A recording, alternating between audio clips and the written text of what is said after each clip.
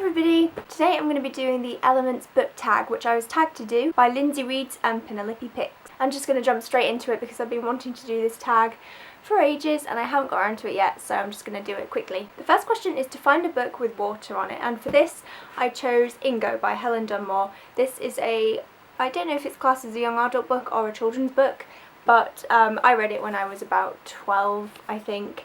And I loved it because I'm obsessed with mermaids. I was when I was little. I just wanted to be Ariel so much. I read the entire series and absolutely adored it. If that is the kind of thing that you are into, then please go and check this series out because it is really good. And as you can see, it has lots of water on it because they are underwater, so yay. Question is find a book with blue on it, and for this I chose The Bell Jar by Sylvia Plath, which is a brilliant book and everybody should go and read it straight away. It's only very thin, so you have no excuses. The next question is find a book with fire on it, and this one was actually really difficult for me, just because a lot of the books on my shelf aren't fantasy books and things like that, and contemporary and adult books don't tend to have fire on them as such. But I did manage to find one, and it is Harry Potter and the Goblet of Fire. As you can see there, the dragon is sprouting fire at Harry on his broomstick, and this is a brilliant book. It's one of my favourites in the series and I haven't read it for years and years, and that really needs to be changed because it's so good.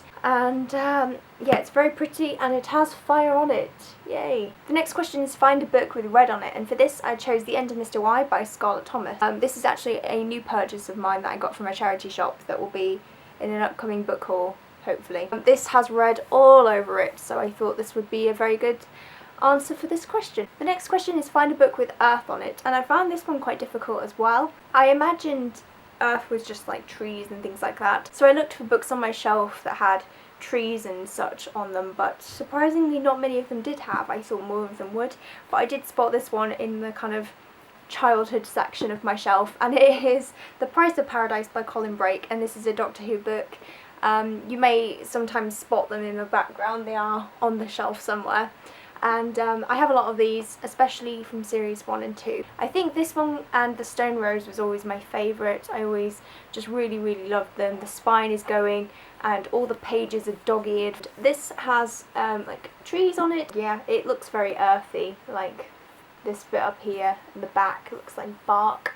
So I thought that would count. The next question is find a book with green on it, and I went for this very adorable tiny edition of Sherlock Holmes. And Tree Paper Book actually gave me this when we met in London in the summer, which I was very grateful for. But it is the most adorable kind of tiny edition of Sherlock Holmes, and it has like a roundup of all the stories in it, and you can get them from all kinds of different people, Shakespeare, Jane Austen. This is very good, and it's green, and it's just lovely to be able to read and revisit the story. So the next question is choose a book with air on it, and for this I chose Elsewhere by Gabrielle Zevin. As you can see, it has lots of clouds and sunlight and blue skies, and I just thought this is very symbolic of the air theme. By the way, read it because it's an incredibly good book. I can't really remember what it's about.